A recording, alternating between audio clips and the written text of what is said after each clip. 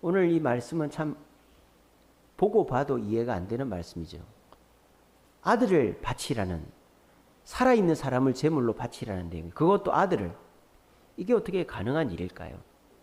그래서 우리가 이런 성경 구절들 때문에 성경은 성경이고 내 삶은 내 삶이다, 이런 식으로 보는 거예요. 어떻게 홍해가 갈라져? 어떻게 물고기 2마리 떡 5개로 5만 명, 5천 명, 2만 명을 먹여? 어떻게 하늘에서 우박이 쏟아져? 어떻게 손바닥만한 구름에서 비가 쏟아져? 어떻게 사람을 바치라 그래? 그러니까 이런 것들이 다 무슨 말이냐면, 하나님이 그렇게 했을 리 없어. 아마 그는 상징적이고 비유적인 걸 거야. 이렇게 받아들이는 거예요. 자, 지금 하나님은 이삭을 진짜 바치라고 했습니까? 안 했습니까? 예, 정말 무섭게도 이삭을 바치라고 했어요. 제물로. 자, 그러면 이삭이 어떤 아들입니까? 100살에 얻은 금쪽 같은 아들이에요. 그리고 하나님이 약속으로 주신 아들입니다. 그리고 이 약속, 어떻게 이삭이 살아있어야 이제 유지가 되는 약속이잖아요. 이삭만 사는 게 아니라 큰 민족을 이루어야 되잖아요. 근데 이삭이 죽어버린 민족을 어떻게 이룹니까? 그래서 이 이삭은 그냥 귀한 아들일 뿐만 아니라 하나님의 약속에 살아있는 증거물이요. 그리고 하나님의 약속이 계속 후대까지 이어갈 그런 중요한 아들이기 때문에 바치면 안 되는 거예요. 그런데 바치라고 해요. 도저히 이해할 수가 없죠. 이걸 여러분들 어떻게 생각하십니까? 저는 이렇게 생각합니다. 이해할 수 없는 말씀이야말로 축복의 통로이다. 저는 그렇게 생각합니다. 하나님의 말씀이 분명하다는 전제하에서 내 머리로 이해가 안 되는 일이, 그 이해가 안 되는 게 크면 클수록 나중에 때가 지나고 보면 그 일은 우리에게 큰 축복으로 다가온다라는 거예요. 혹시 여러분들 지금 내가 죄 지은 것도 아닌데, 내가 뭐 하나님 앞에 소홀한 것도 아닌데, 내가 정말 최선을 다해서 열심히 땀 흘려 일하고 남들한테 욕 안 먹고 성실하게 일한 것밖에 없는데 내가 누구한테 욕을 먹고 손해를 보고 어려움이 계속 겹쳐 일어납니까? 그것은 시간이 조금만 지나면 여러분들이 큰 복으로 다가오게 될 줄로 믿으시기를 바랍니다. 지금 아브라함이 그런 거예요. 어떻게 아들을 바치라 그래요? 이해가 안 되잖아요. 근데 아브라함은 이 이해가 안 되는 일을 순종했더니 자기 아들도 이제 잘 살고 후손이 많았지만 아브라함도 부자가 됐잖아요. 그래서 우리는 이렇게 생각하십시오.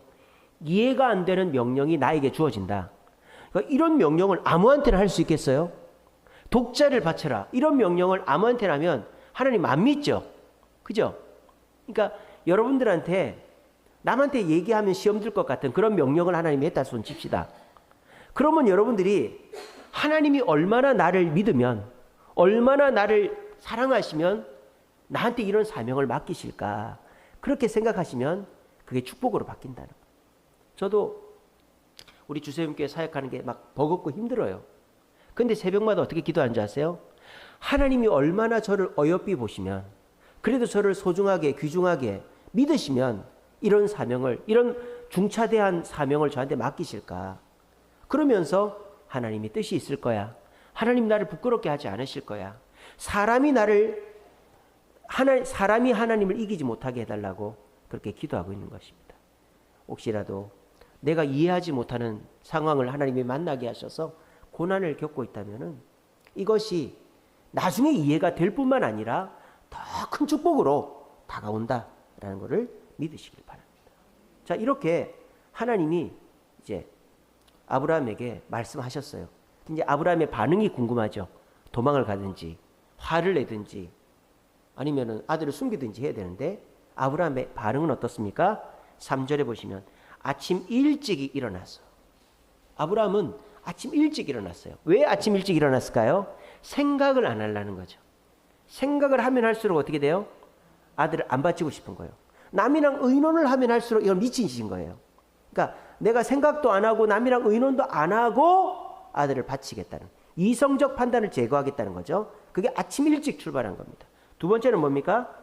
하나님이 알려주신 곳으로 갔다 그랬어요. 3절에 보시면 아침 일찍 일어나 나귀의 안장을 지우고 두 종과 이삭을 데리고 번제에 쓸 나무를 쪼개 떠나 하나님이 자기에게 알려주신 곳으로 갔다 그랬어요. 이게 뭡니까? 말씀대로 움직였다라는 것이죠. 말씀대로. 그러니까 우리가 순종할 때는 내 이성적 판단을 내려놓고 말씀대로 해야 돼요. 말씀은 말씀대로 있는데 내 생각에는 그렇게 하기는 할 건데 내 생각을 보태면 그건 순종이 아니라는 거예요. 내 생각을 보태면 안 돼요. 말씀대로 하나님이 가라고 한 모리아산으로 간 거예요. 자, 그리고 아브라함이 어떻게 순종합니까? 세 번째는 4절에 나옵니다. 이제 아브라함이 이제 데리고 가는데 종들에게 뭐라고 합니까? 5절이네요. 너희는 나귀와 함께 여기서 기다려라. 내가 아이와 함께 저기 가서 뭐 하고 오겠다? 예배하고 오겠다 그랬습니다. 예배 좋은 겁니까? 나쁜 겁니까? 좋은 거죠. 아브라함은 지금 하나님을 신뢰하는 거예요. 하나님이 나한테 지금 아들을 바치라고 했지만 이것이 나에게 나쁜 것도 아니고 오히려 하나님이 영광 받으시는 예배가 될 것이다. 설사 아들이 죽는다고 해도 히브리서에 보면 뭐라고 돼 있어요? 아브라함은 뭘 믿었어요? 내가 이삭을 죽이더라도 하나님이 살려주실 것을 믿었어요. 그러니까 하나님의 신실하심, 하나님의 위대하심, 나를 향한 하나님의 사랑을 믿고 나아간 겁니다. 여기에서 순종의 삼박자가 나오는 거예요. 여러분들도 다 순종하시죠? 순종하니까 오늘도 2시 반에 예배한다니까 다 맞춰서 이렇게 오셨지 않습니까? 자, 순종 10개 중에 한 8개 하면은 잘하는 거죠? 아닙니다. 10개 중에 10개를 다 해야 진짜 순종하는 겁니다. 순종을 어떻게 해야 되냐? 첫째는요, 오늘 아브라함처럼 내 판단을 제거해야 됩니다. 하나님 말씀이 맞지만 내 생각에는 그렇게 하면 안 될 것 같아. 그러면 그건 순종이 아니에요. 내 생각을 내려놔야 돼요. 내 생각을 내려놓는 제일 좋은 방법은 뭡니까? 바쁘면 됩니다. 가만히 있고 혼자 있고 여유가 있으면 마귀가 내 머릿속에서 내 생각을 막 심어줘요. 그건 내 생각도 아닌데. 그러니까 여러분들이 막 바쁘게 움직이다 보면 내 생각이 없어져요. 그래서 아브라함이 아침 일찍 일어난 거예요. 생각하지 않게끔. 아침 일찍 하는 일은 잘못될 일이 없어요. 오후에나 밤에 하는 일은 잘못될 확률이 높습니다. 다윗도 오후에 술 취해갖고 오후에 일어나서 밧세바를 범했죠. 밤에 문제들이 많아요. 아침에 정신없을 때 하는 그 일은 오히려 문제를 제거할 수가 있습니다. 우리가 순종할 때 첫째는 내 생각을 내려놓고 해야 돼요. 둘째는 말씀대로 해야 돼요. 말씀대로. 그래서 순종을 하긴 하는데 내가 내 방법을 조금 보태서 이렇게 하겠다. 뭐 이렇게 하겠다 저렇게 하겠다. 그거 자체가 순종이 안 되는 거예요. 순종은 하나님의 말씀하신 대로 하는 거예요. 하나님 저한테 말씀 안 해주셨는데 그럼 어떻게 돼요? 멈춰야 되는 거예요. 하나님이 하라고 한 대로만 하는 거예요. 아시겠어요? 사람이 욕심이 있습니다. 이왕 할 거 좀 멋지게 잘해보자 이런 마음이 있습니다. 그래서 하나님이 이 정도만 하라고 그랬는데 돈을 더 드리고 사람들을 더 모아서 더 멋지고 화려하게 하려다 보면 하나님이 뜻이 아닌 일이 돼버리는 거예요. 하나님이 하라고 한 것만 하는 거예요. 멈추라면 멈춰야 되는 거예요. 하나님의 말씀이 없으면 거기서 끝내면 되는 거예요. 그게 제일 좋습니다. 우리는 말씀대로 순종해야 됩니다. 순종의 삼박자 세 번째는 뭡니까? 이 순종의 끝이 뭐가 있을지 두렵죠. 하나님을 신뢰해야 됩니다. 내가 지금 순종하는데 이 일이 끝나가는데도 뭐 기미도 안 보이고 안 좋아져요. 그래도 순종하고 가야 되는 거예요. 그래도 순종하고 가면 그 끝은 반드시 성공한다는 겁니다. 여러분 순종의 삼박자 기억하십시오. 첫째는 내 이성적 판단을 내려놓으십시오. 둘째는 뭘 플러스할 생각하지 말고 말씀대로만 하십시오. 셋째는 그 끝에는 반드시 좋은 일이 있다. 믿고 가십시오. 믿고. 내가 예배하러 간다. 아브라함이 아들 죽이러 가는데 예배하러 간다고. 그건 믿으니까 그렇게 하는 거죠. 그렇게 하는 것처럼 여러분들이 이 순종의 삼박자를 갖출 때 우리의 삶 속에 하나님의 역사는 내 순종의 깊이만큼이나 일어나게 될 줄로 믿으시기를 바랍니다. 이렇게 아브라함이 순종하고 길을 나섰어요. 자, 이렇게 하면은 하나님 입장에서 가만히 있으면 되겠어요? 하나님도 반응을 줘야 될 거 아닙니까? 아니, 여러분들도 자식들이 뭐 말 잘 듣고 설거지하고 이러면 칭찬이라도 해주든지 용돈이라도 좀 지어줘야 될 거 아니에요. 그래야지 더 잘하지.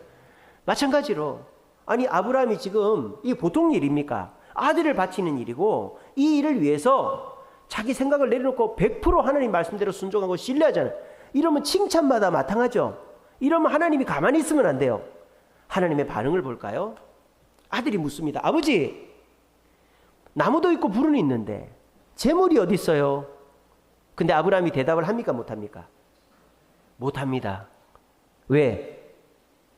하나님이 안 나타나시기 때문에. 하나님이 안 가르쳐 주니까. 하나님이 말씀하시지 않으니까 아브라함이 대답을 못하는 거예요.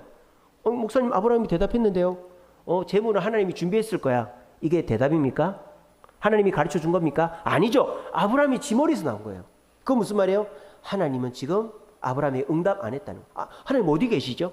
아니, 아브라함이 지금 아들을 바치려고 말씀대로 신뢰하며 여기까지 왔는데 하나님 이럴 수 있어요? 하나님 이렇게 무관심할 수 있어요? 말씀하지 않아요. 또 어떻게 합니까? 이제 아들을 묶었어요. 아들아 미안하다. 뭐라 했는지 모르겠지만 아들을 묶어서 눕혀놨어요. 여러분, 이렇게 되면 안 되잖아요. 이 정도까지 했으면 하나님 나타나서 그만하면 됐다 해야 될 거 아니에요. 여러분, 사람이라는 게요, 이게 군중 심리 또는 이 마음이 뭐랄까요, 안정이 돼 있지 않고 마음이 굉장히 불안정하면요, 내가 의도하지 않은 행동을 하게 돼 있어요. 사람이 다리 위에 올라갔다든지 또는 사람이 흉기를 들었다든지, 그러면 그것으로 인하여 우리가 참 무서운 일들이 벌어지는 거예요. 그래서 우리가 어떻게 합니까? 아예 그런 흉기나 위험한 장소는 금지를 시키죠. 아이들은 칼이나 위험한 거 못 만지게 하고, 그리고 높은 데는 아예 못 올라가게 하지 않습니까? 목사님 높은 데 올라가서 경치 구경하면 그러다가 떨어져 죽는 사람이 있다니까. 갑자기 마음에 충동질이 돼가지고 떨어져 죽는 사람들이 있어요. 얼마 전에 태국에서 마약, 대마를 합법화했어요. 그래서 대마를 그냥 젤리에도 넣고 붕어빵에도 넣고 그냥 담배에도 넣고 다 그렇게 한 거예요. 근데 단 애들은 못 먹게 하는 거죠. 어른들만 먹게 하는 거예요. 자, 그럼 애들이 안 먹었을까요? 애들이 안 먹을까요? 애들이 먹고 경기를 일으키고 졸도를 해가지고 병원에 실려가고 그랬어요. 그러니까 애들은 먹지 말라고 어른용 붕어빵, 어른용 젤리, 어른용 대마 음료수를 만들어놨는데 그거를 애들이 안 먹는다는 보장이 어디 있습니까? 그래놨더니 애들이 그걸 먹고 갑작스럽게 대마 부작용으로 인한 애들이 문제가 생기니까 그 시행 2년 만에 태국에서 폐지를 시켜버렸어요. 이제 대마는 마약이다. 우리나라에서도 마약이니까 하면 의료용 외에는 하면 안 된다. 이게 칼을 애들한테 쥐어주면 안 되는 거예요. 그러니까 지금 아브라함이 아들을 죽일 마음이 없어도 그렇게 묶어놓고 눕혀놓으면 어떻게 돼요? 죽일 수도 있는 거예요. 그럼 말려야 되는 거죠. 지금 태국 정부에서 마약을 합법화 시켜놓으니까 어른들만 먹으라는 음식을 애들이 어떻게 먹다가 그 대마 때문에 경기를 일으키고 애가 졸도라고 평생에 간직해야 될 후유증이 생기니까 어른들이 우리가 죄 짓는구나 하고는 대마를 다시 불법으로 돌리고 있는 것처럼, 이렇게 아들을 묶어놓은 것까지만 해도 이거는요 정말 위험천만한 일입니다. 그런 위험한 장소, 위험한 물건은 사람 눈에 띄면 안 돼요. 그럼 하나님이 이만하면 어떻게 됩니까? 당장 나타나가지고 아브라함아 됐다 그만해라. 하나님 어디 있죠? 하나님 나타났습니까? 말씀하셨습니까? 하나님 말씀도 안 하시고 아브라함이 얼마나 속이 타겠어요. 야, 이러다 내가 진짜 아들 죽여야 되나? 올 때까지는 별의별 생각이 다 나지 않게, 설마 하나님이 진짜 바치라고 하겠어? 설마. 그래서 하나님이 무슨 방법이 있겠지. 아까 하나님 예배했을 거야. 그게 아마 그런 마음 아니겠어요? 하나님 방법이 있겠지 하고 하는데, 아니 이제 하나님이 하는 대로 하면 할수록 하나님 대답이 없어. 그래 이제 묶어서 애를 눕혀놨어.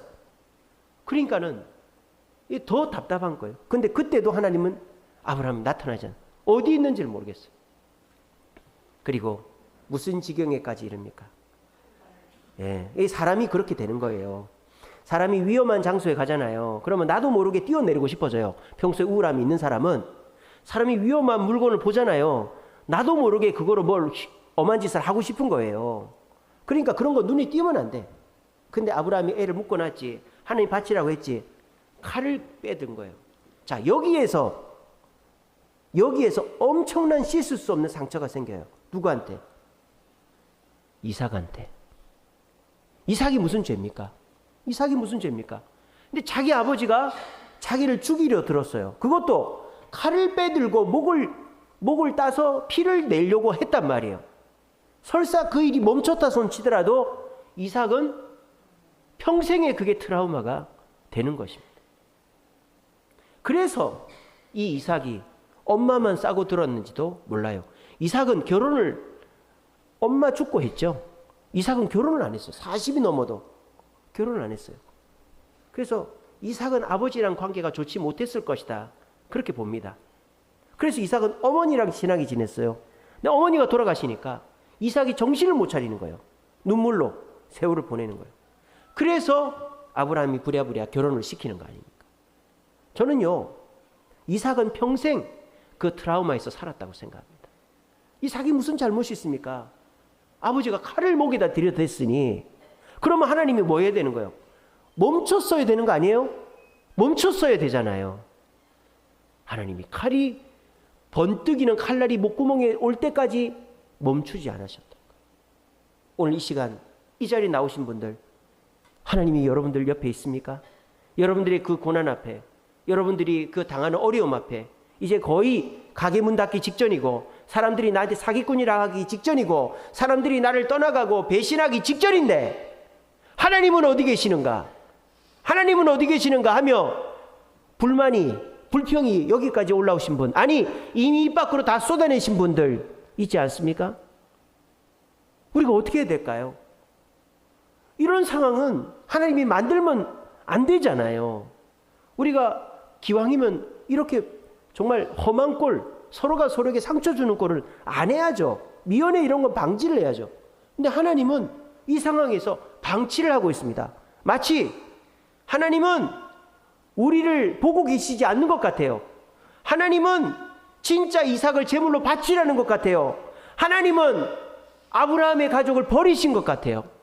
그렇게 오해를 해도 지장이 없습니다. 마치 이 어려운 시기를 보내는 저와 여러분들이 내가 아무리 교회를 나와도, 내가 아무리 봉사를 해도, 아무리 헌금을 해도 하나님은 내게 눈길을 주지 않고, 하나님은 진짜 내가 망하기를 바라시고 하나님은 나와 내 가족을 버렸나 라는 생각이 들 지경까지 우리를 몰아가고 계시다라는 것입니다. 여러분, 이것은 우리가 더 큰 축복을 받게 하기 위한 하나님의 인도와 계획이라는 사실을 이 시간에 깨닫고 믿으시기를 바랍니다. 왜 그럴까요? 하나님이 등장하셨기 때문입니다. 하나님은 이삭이 죽도록 내버려 두지 않았기 때문입니다. 하나님은 이 사건을 배드엔딩이 아니라 해피엔딩으로 만드셨기 때문입니다. 하나님은 끝에 등장하셨어요. 어떻게 등장하십니까? 다급하게 아브라함을 부르십니다. 아브라함아, 아브라함아. 무엇입니까? 하나님은 한눈 팔고 있지 않았다는 것입니다. 하나님은 지켜보고 계셨다는 것입니다. 하나님은 아브라함만 보고 계셨다는 것입니다. 그것이 아브라함아, 아브라함아라고 부르신 그 의미입니다. 그리고 하나님이 뭐라고 하십니까? 네가 나를 경외하는 줄 알았다라는 것입니다. 여기에서 하나님이 이삭을 바치려고 한 이유가 이해가 되는 것입니다. 하나님은 이유 없이 아브라함을 시험하신 게 아닙니다. 진짜 이삭을 바치라는 것이 아닙니다. 맹목적으로 나를 따르라는 것이 아닙니다. 하나님은 이유를 갖고 일을 하신 걸 이해를 시켰어요. 뭡니까? 네가 그 아들보다 나를 사랑하는지 내가 확인을 해봐야 되기 때문에 이 흉악하고 참 납득이 안 되고 이해가 안 되는 사건을 내가 버렸다라고 이해를 시켜주시는 거예요. 여러분, 기독교는요, 맹목적인 종교가 아닙니다. 믿습니다 종교가 아닙니다. 물론 믿고 이해하는 종교죠. 하지만 그 끝에 이해를 시켜주는 분이 우리 하나님인 거예요. 이해를 하고 믿는 게 아니라 믿고 순종하고 인내하면 그 끝에 반드시 이해가 옵니다. 아, 목사님, 그 이해가 언젠데요? 저는 생각할 때요, 그 이해가 그리 멀지 않다고 봅니다. 저도 짧은 세월 살면서 내가 하나님 앞에 의문을 품어본 적이 많이 있었어요. 이게 진짜 하나님의 뜻인가? 하나님 나를 사랑하시는가? 날 버린 거 아닌가? 근데 저는요, 대부분은요, 일주일 안에 그 의문이 풀립니다. 일주일 안에 풀리더라고요. 저는 주일 되기 전에 풀려요. 그리고 하루 만에 풀리는 것도 많았어요. 저는요. 그리고 일주일 안에 풀리는 것도 많았습니다. 근데 만약에 그 의문이 뭐 한 달, 두 달, 1년, 2년 가더라도 하나님은 하나님이 나를 바라보고 있다라는 사인을 계속 주시더라고요. 계속. 아까도 말씀드렸잖아요. 제가 지금 어려운 일을 당하고 있지만 하나님이 이번 우리 청년부 MT 또 우리 중고등부 수양회 특별히 우리 유초등부 여름 성경학교를 성공적으로 해주신 걸 보면서 아, 하나님이 나를 버린 건 아니구나. 나를 보고 계시는구나. 하지만 이 문제는 내가 지금 당하고 있는 문제는 하나님께서 때가 좀 더 시간이 걸려야 해결해 주실 것. 그런 믿음이 있으니까 좀 더 견딜 수가 있는 것이잖아요. 그죠? 그래서 아유 목사님 무조건 믿고 나중에 이해시켜주면 그게 언젠데요? 그건 마귀가 주는 생각입니다. 하나님은 여러분들을 빨리 이해시키고 싶어요. 하지만 그게 지금 당장 말해준다고 이해가 안 될 뿐만 아니라 얘기해주면 오히려 역효과가 날 수도 있기 때문에 그 때를 보는 것입니다. 자식들한테 이래라 저래라 말하면요 잔소리가 되죠. 근데 잘못을 딱 했을 때 그 자리에서 얘기의 효과가 있는 거죠. 그래서 우리가 하나님 언제 이해시켜 줄 겁니까? 지금 아브라함이 이해가 됐습니까? 안 됐습니까? 됐잖아요. 하나님의 이해 때는 곧 옵니다. 그리고 하나님이 또 뭐라고 합니까? 옆에 봐라. 옆에 보니까 뭐가 있어요? 순양이 뿌리 나무에 걸려 있는 거예요. 그래서 그 양을 제물로 해서 바치고 하나님이 또 복을 주시죠. 너의 아들로 큰 민족을 이루게 하고 네가 부자가 되게 축복을 받게 하겠다. 이게 뭡니까? 하나님의 뜻에 끝까지 순종하면 우리는 복을 받게 되어 있다는 거예요. 여기서 우리가 기억해야 될 것은 하나님은 어디에 계실까요? 내가 하나님의 뜻에 순종해도 하나님이 하라고 하는 대로 다 해도 하나님은 코빼기도 안 비치고 나를 안 보는 것 같고 나를 진짜 망하게 할 것 같고 나를 버린 것 같은데 하나님은 어디 있을까요? 하나님은 우리의 순종의 끝에 계신 줄로 믿으시기를 바랍니다. 하나님을 보지 못하는 이유는 내 순종이 아직 덜 끝났기 때문입니다. 제가 지난번에 우리 피택 중직자 강의할 때 이런 얘기했습니다. 연단과 징계의 차이가 뭐냐? 징계는 내가 잘못해서 받는 벌이죠. 그거는 회개하면 끝나요. 회개하면 끝나요. 내가 뭐 누구한테 사기를 쳤다, 누굴 때렸다 그러면 경찰서 가서 진술 쓰고 합의 보면 끝나죠. 그건 끝나는 거예요. 올림픽 보세요. 올림픽은 어때요? 내가 뭐 잘못해서 되는 것도 아니고 운동하는 선수들이 어떻게 됩니까? 올림픽에 나갈 때까지는 훈련을 해야 되는 거예요. 내가 메달을 못 땄다? 그 다음 올림픽 때까지 또 죽으라고 해야 되는 거예요. 이게 뭐예요? 연단은 뭡니까? 하나님께서 나를 연단시키는 목적이 달성될 때까지 연단은 안 끝나요. 안 끝나요. 그러니까 여러분들이 순종을 자꾸 미루고 자꾸 내 생각대로 하고 하나님 피해 다니면 그 연단 안 끝난단 말이에요. 여러분들의 연단이 빨리 끝나는 길은 그냥 순종해버리는 거예요. 그리고 그 순종을 인내하며 끝까지 유지하는 거예요. 했다 말았다 했다 말았다 이러지 말고 교회 왔다 안 왔다 왔다 안 왔다 봉사했다 안 했다 안 했다 했다 안 했다 이렇게 하고 막 내가 기분 좋을 때는 하고 기분 나쁠 때 안 하고 뭐 이렇게 하지 말고 순종을 끝까지 하는 거예요. 인내하면서. 그게 제가 아까 말씀드렸죠. 짧으면 일주일 뭐 몇 달이라도 그렇게 순종해보면 이유를 알게 된다고. 그리고 하나님은 여러분들에게 기대한 축복을 주신다는 겁니다. 하나님은 어디에 계신다고요? 따라해봅시다. 하나님은 네, 졸리신가요? 하나님은 순종의 끝에 계신다.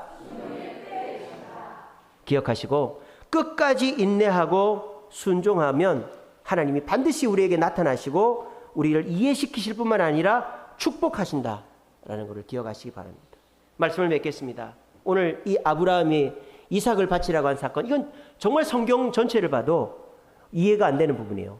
이단들이나 기독교를 비평하는 사람들 이런 걸 갖고 하나님은 정말 그 잔인한 분이야 이렇게 막 그 기독교를 공격하기도 합니다. 그런데 하나님의 백성들은 어떻게 생각해라? 하나님의 뜻이 분명한데 내가 이해 안 되는 일을 시키신다? 그것은 나에게 큰 축복을 주려고 하는 것이다. 노아에게 방주를 만들어라? 이해가 안 되는데 방주가 노아의 목숨을 살렸습니다. 모세에게 홍해를 갈라라? 이해가 안 되는데 200만 명을 살렸습니다. 기드온에게 300명 갖고 미디안 군대 수십만 명을 물리쳐라? 이해가 안 되는데 물리쳤습니다. 내가 이해가 되는 하나님은 하나님이 아니거나 나랑 똑같은 분이에요. 알겠어요? 내가 이해가 되는 하나님은 하나님이 아닐 수 있어요. 그리고 나하고 똑같은 분이에요. 내 수준의 하나님이에요. 이해 안 되는 일을 하나님이 시키더라도 그게 하나님의 뜻이 분명하다면 아멘 하십시오. 그리고 어떻게 됩니까? 하나님은 순종의 끝에 계십니다. 아브라함이 출발할 때 아무 말씀 안 하셨습니다.